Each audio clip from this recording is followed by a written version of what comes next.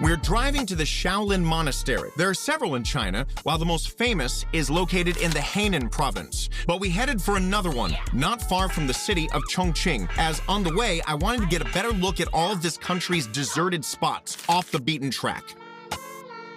We decided to spend 3 days here in general conditions to live in the cells and to eat and train together with everyone. Yeah, I gotta keep it trendy on my soul. I'm the most selfish person that I know. Here we go down the rabbit hole. Got a couple carrots around my neck. Self-respect. When you out of line, you put yourself in check.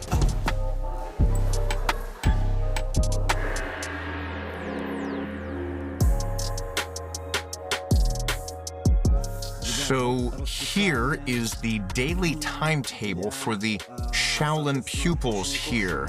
What's written here? They get up at 5:30? I can make out that much. They wake up at 5:30. They wake up, wash their faces, brush their teeth. What do they do at 6 a.m.? Morning training. And at 7:30? Breakfast. And then? And afterwards? This? Tidying. They tidy their room. And then afterwards? Kung Fu training. More training. The second round in a day? Yep. And then what? Rest. Rest, okay.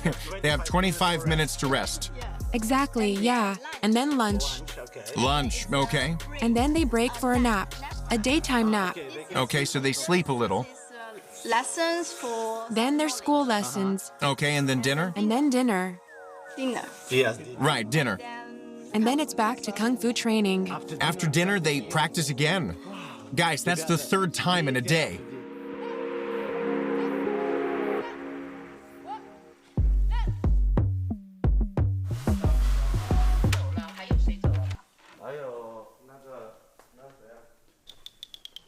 So guys, this will be my cell for the upcoming couple of days.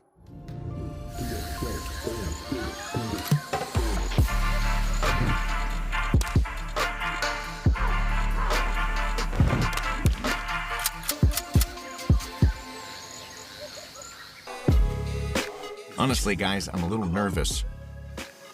The prior wasn't in the monastery yesterday, and we didn't have any training. We just had a great chat with the boys who are studying here. And they're really great guys. That being said, you won't go envying any of their stories, but today we have general training. And something is telling me that the boys are much better prepared than I am. Oh my God! How are you guys doing that? What the heck are you doing?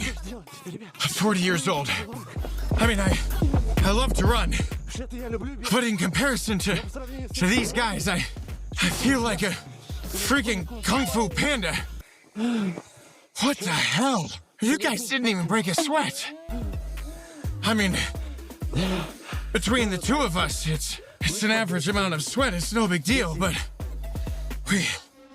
we ran up a slope, and at a decent pace, too, which is why, although I'm a regular runner, you can hear how I'm breathing. And meanwhile, the guys, I mean, just look at them. They're not even turning red. It's like they're not tired at all.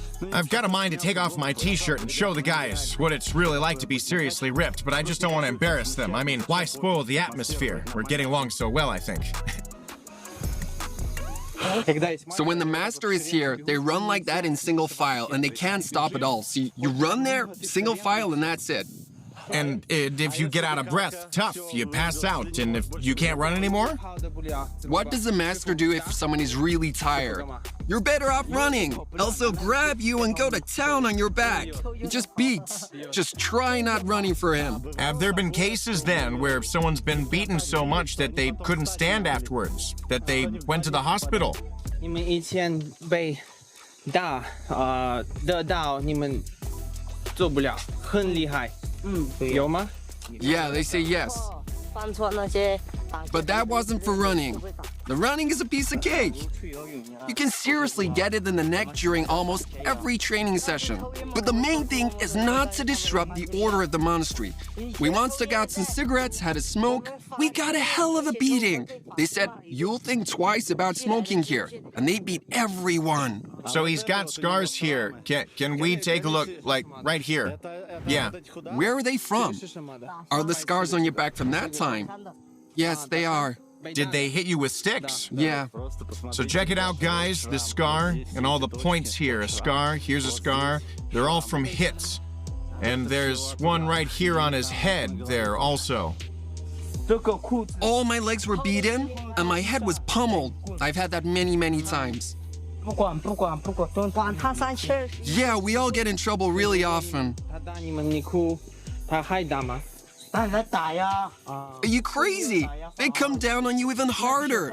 We have this fragile guy, he's constantly weeping not to be beaten, and they give it to him and then some. They tell him not to weep.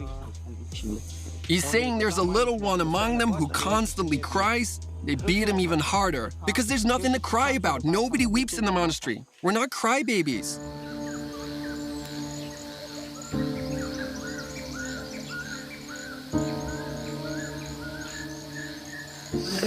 These boys are from the mountain terrains, and this locality is very poor.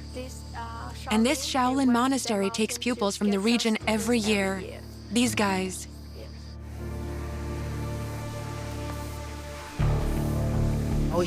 We recently decided to take a swim in the river.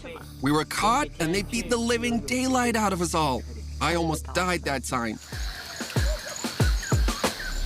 Where are you from? Ukraine? Ah, Ukraine. And this guy? Russia. This boy, although he's 13, he's clearly the leader. He's called Jina Ganju.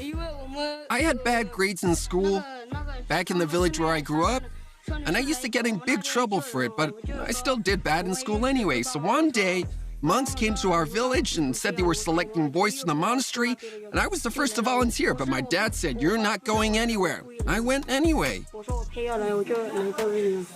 But why did you want to come to the Shaolin? Well, I just said I was a poor student. I slept in all my lessons. Do you often get punished here?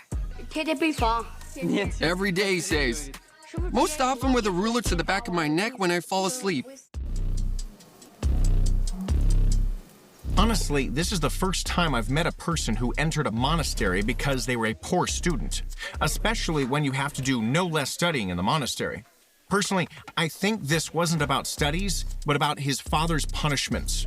But if he came to the monastery and also gets punished like this, I shudder to even think about the type of punishments he ran away from. We're often made to do the plank as a punishment, more often on our fists, but sometimes on our palms, for 2 hours.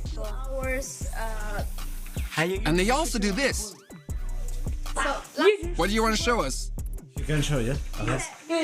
Ah, strikes with a stick? They get 10 strikes with a stick. Now that's seriously painful, and we begin to weep.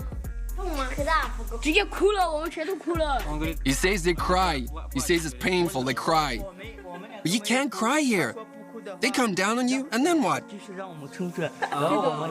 You get a beating, you suck it up, or else you get another. There's a crybaby here who often gets it. You're the crybaby. Naturally, the youngest of the pupils has it hardest of all. He gets kicked around by both the teachers and the pupils. But if you look at him, he's the sharpest one. Stas.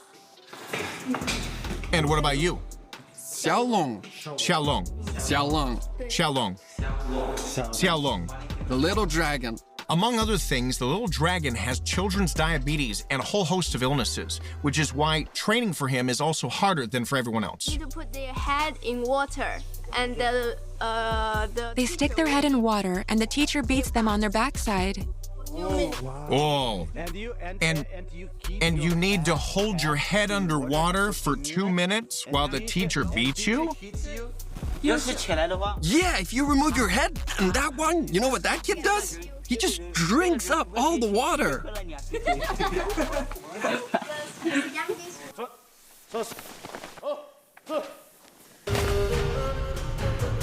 All of this mockery, of course, sounds terrible if you don't know about the battles these kids endured before they came to the Shaolin.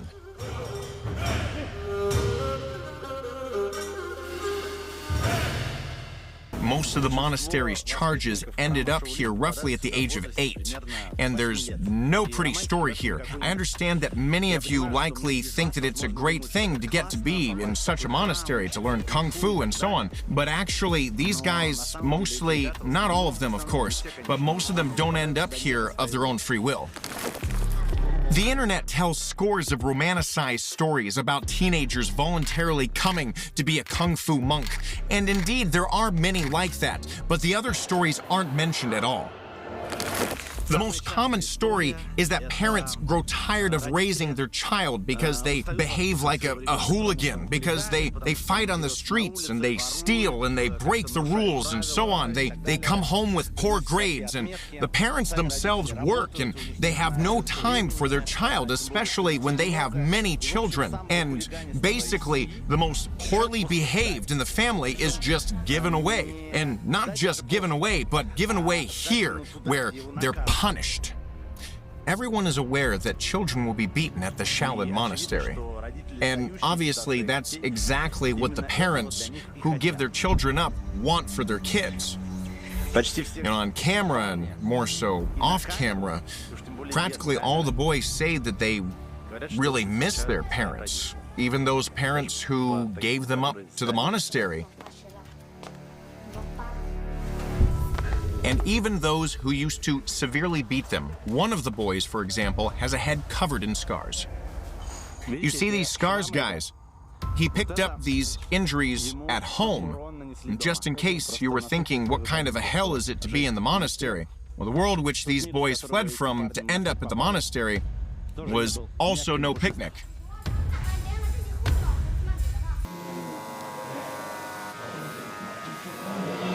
The prior arrived today at last, and we have a fully fledged training session with his assistant. Well, I mean, as much as it can be called fully fledged.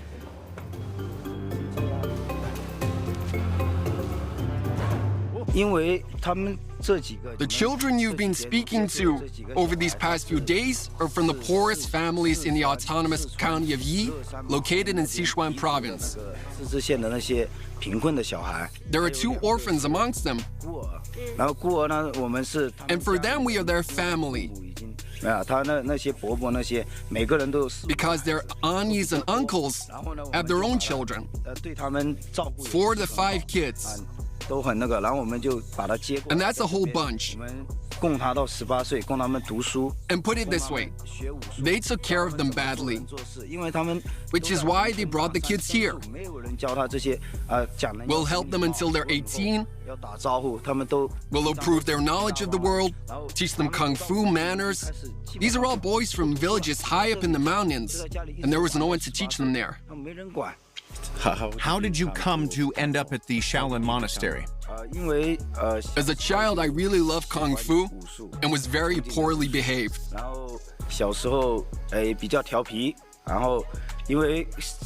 My parents lived near the southern Shaolin Monastery in the Fujian province, or rather, they worked there.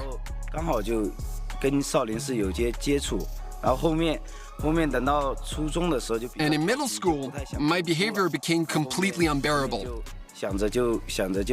I was little, around 13 to 14 years old, and basically, well, yeah, I set out for the Shaolin Monastery to study martial arts, to train my body. So was that your decision or your parents'? I wanted it, and my parents supported the decision. This is the monastery prior, but everyone simply calls him Shifu, which in Chinese means teacher. He's 60 years old, and he came to the Shaolin Monastery when he was 8.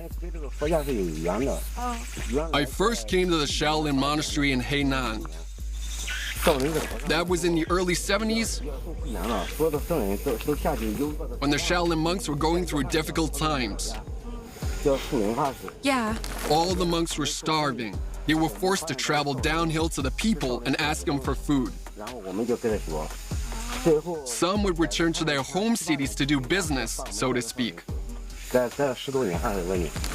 In the 70s, economic reforms had yet to begin in China, and naturally, what Shifu referred to as business could only have meant something illegal.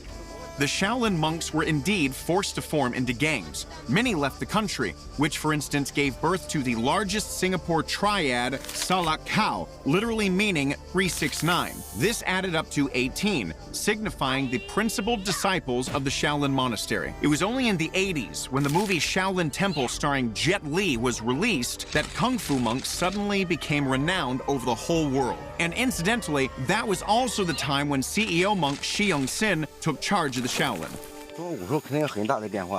It goes without saying, martial arts has significantly changed over the years. Initially, when Kung Fu was in its infancy, there was a lethal intent to it. Skills to kill someone. But now they're disappearing. Really? The laws have become stricter, which is why Kung Fu is changing. I'd say to focus on fitness and promoting health. Kung Fu has taken on a different meaning. Initially, of course, Kung Fu was invented to destroy your enemies.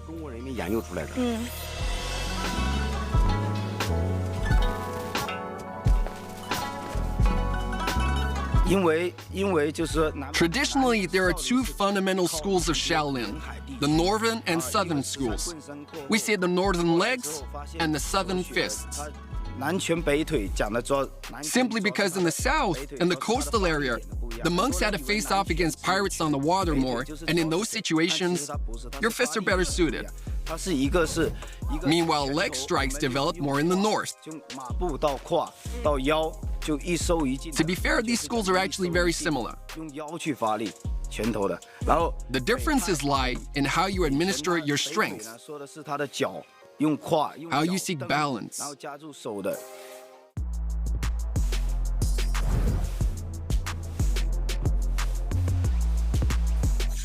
It's only in China and Shaolin monasteries that you have both civilian and warrior monks.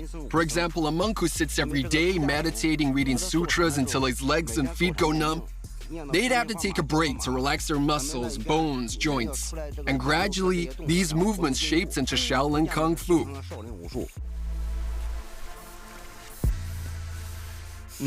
Nowadays, the Shaolin monks have a very popular show which they perform, and you're also very popular on Chinese TikTok, am I right? Yes, I promote my videos on TikTok and other social medias. It really helps. And I bet you get a lot of views. You have a big audience? Many people watch my videos for sure, because Shaolin Kung Fu is very popular all over the world. Since ancient times, there has been a generation before Shaolin Kung Fu, which is why people subscribe. What do people watch most? I'm guessing people like it when the monks demonstrate their rock-hard bones, when they break something with their bare hands. Now, any Shaolin Kung Fu performance gathers hype. Some like it when we break things or demonstrate our strength, our endurance, or just some flashy techniques. Each viewer favors different things. So that we also get our dose of hype, Shifu has put together a flashy number for us. He's brought us to the most scenic spot in the monastery because scenery is important.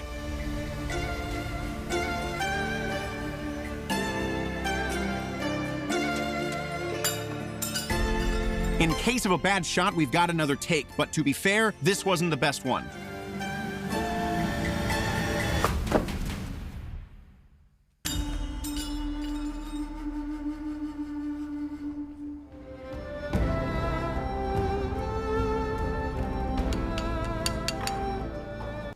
Oh, that's full on. That's for real. Wow.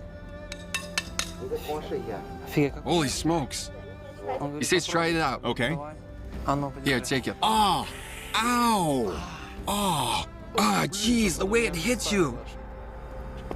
No, Jesus. How do you practice for that? how do you practice for this? How do you learn this? You need at least 3 years of practice to do this. The key here is to learn how to breathe, to focus on breathing from the bottom up and into your head. And you need to train your skin and bones not to feel pain. But most importantly, you need to learn to redirect your breathing and energy around your body. Shaolin monks make their fingers rock hard so that they can use them to shatter anything and everything. Every monk chooses a discipline and trains in it. I'm training for a stone head. Some train for a stone finger. There are a total of more than 70 such teachings in Kung Fu. But I'm confused. I mean, from a purely physical standpoint, iron is stronger than bones. How can you make bones stronger than iron just by breathing? You're forgetting about energy. Energy is stronger than iron.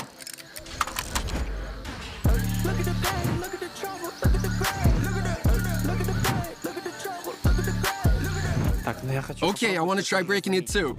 Only with my hands, not my head.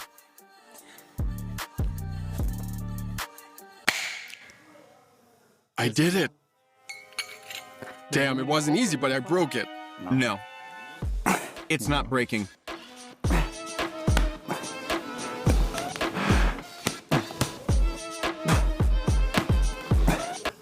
Guys, I can't break it. I'll try to do a shorter one. Damn it.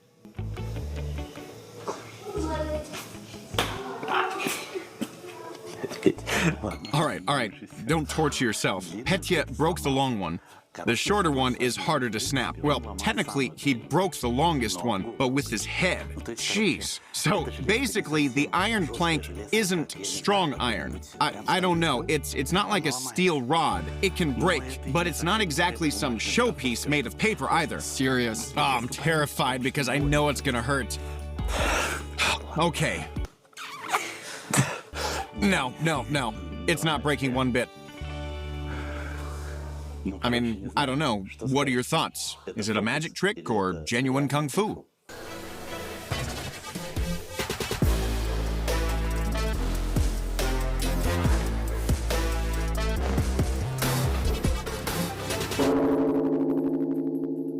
So you guys, a genuine tea-making ceremony from a Shaolin monk.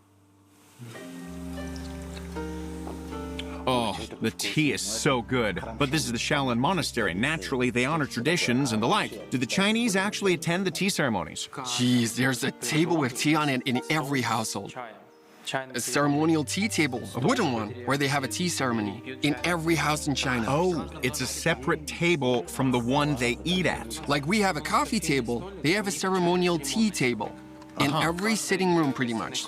Like no matter where I go, they're everywhere. And they genuinely drink tea like it's a ceremony? Or is it just like they grab a cup for some tea and have it like that? No. If they drink tea, they drink it like that. But I'm used to drinking it from, a big cup. I make it for myself in a cup, then I sit and drink it like that.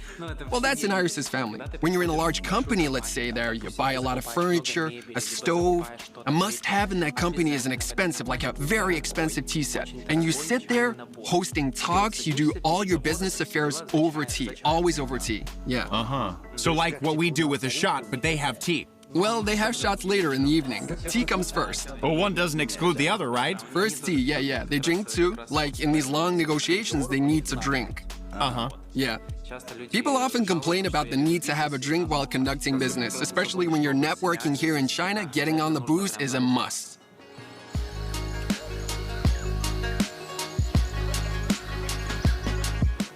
"1 p.m., quiet time. Almost the entire monastery is asleep. Only a couple of priors remain at the altar, as well as tourists pacing around the Shaolin Monastery. After all the training, I'm honestly dozing off a little bit. But I want to take you on a small tour of the monastery. So, behind me is the main temple, the altar. This here is the square, the main square on which the monks and pupils perform, but only on special dates. A large chunk of the monastery is occupied by huge viewing platforms which people sneak away to for a moment of solitary contemplation, something the monks often do. Despite the fact that every minute in the monastery is pretty much scheduled, meaning you wake up at 5:30 and then you have something for every half hour onwards, something you need to do. Or you have a quiet hour in which you're supposed to sleep, because if you don't sleep, you simply don't have the strength to go on training. But despite all of that, for some reason, you're always left with some free time, a free 10 to 15 minutes when you can just sit down and think. I wouldn't exactly call it meditation, but basically, you just take a quick walk somewhere.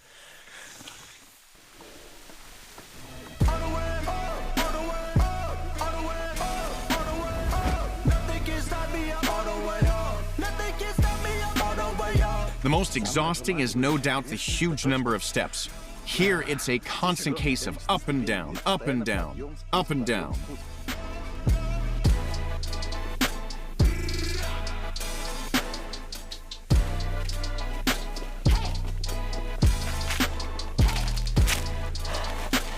And now, just picture what it was like, my friends, to film this shot. I first came down here from up above, set up the camera here, and then went back up, and then back down again, just so that you could see me coming down from above. So, yeah, it's something like that.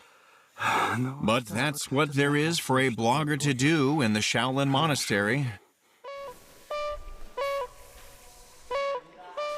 So this part of the dining area is constantly empty. Look at how many tables there are. Simply a huge, huge number. Aren't even this many priests or pupils in the Shaolin. I've been told they're for pilgrims during celebrations. So many people come here that all these tables are actually filled. So here we have our kitchen. I'm saying our kitchen, although it's theirs, the Shaolin monks' kitchen. So come on, I'll show you what they eat here. Firstly, there's pepper. Everything is made with pepper. This pepper is from the neighboring gardens. I've seen how it grows nearby. And that's some rice boiling there, you see? And just take a look at how many gas rings that we have here. That's 1, 2, 3, 4, 5, 6, 7, 8, 9 huge pans. Again, that's for cases when there are a lot of new initiates, although technically they make the same thing.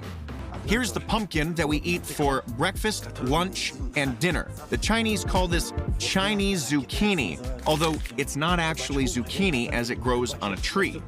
Now, as I'm told, the good thing about it is that it's edible, but also when it becomes old and shrivels up, when it blackens, it can be used as a sponge for cleaning dishes. All food in the Shaolin is naturally vegetarian. Now this, guys, this is the true centerpiece of the Shaolin Monastery, the training area. This is where genuine training exercises are carried out on this square, not on the main one. They only do training sessions for show on the main square, when they put on all the garments and costumes. But this here, this is the training hall, because it has all of the weaponry and mats and so on. But most often, we train here in the open air. You can do pull-ups here. Look at the bars. The hardest part for sure is here, doing push-ups on the concrete. Honestly, it hurts your fists. So believe me when I say that doing it on this ribbed concrete, or whatever they call the surface, is far more painful than on ground, wood, or even on standard concrete, because all of these curvatures stick right into your knuckles. On top of that, when you lay your fists down, the master is watching. If you put it down like this, you see, with your thumbs helping you out, then bam, you can get a stick to your spine straight off, like in a flash. So first, you need to tense your fists like normal, place them down properly, and put your weight on your fists. That's already painful. Then you need to lower yourself down. And the real tearjerker is pushing yourself back up. Now, just look at how my fists are afterwards. They're just covered everywhere in bruises. And you do that 20 times, morning, day, and night. While I was walking around the monastery, I was suddenly called by the Shifu. I thought he wanted to show me something, but it turned out that he wanted to show me rather than show something to me. A police officer had come to the monastery and began questioning us. Stas. Stas. Stanislav. Stas. He punched our names into somewhere, still giving us a rather friendly smile.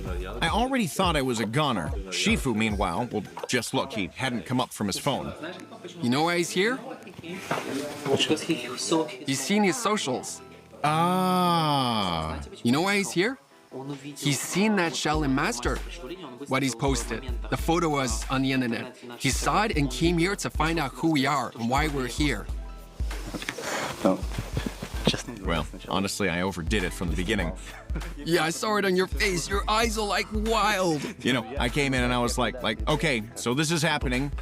The teacher called Iris, and she says, well, come here, please. We'll talk everything over. So we're going, thinking that the teacher, I guess, wants to say something to us as a farewell gesture. And then the police officer just sits down and says something to me in Chinese. And I didn't understand a thing. And they're chatting between themselves, and I'm just like...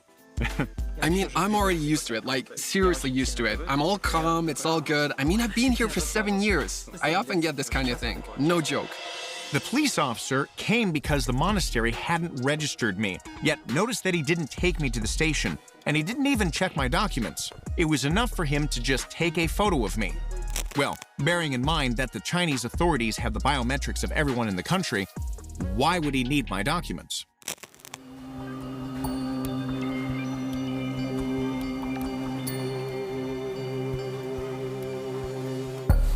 I don't really feel like leaving. Although I've only spent 3 days here, I kind of got used to this monasterial setup. Getting up, praying, and eating breakfast, training, and so on. I just took a walk, looked around here, and said my goodbyes to everyone. It's kind of sad to be saying goodbye.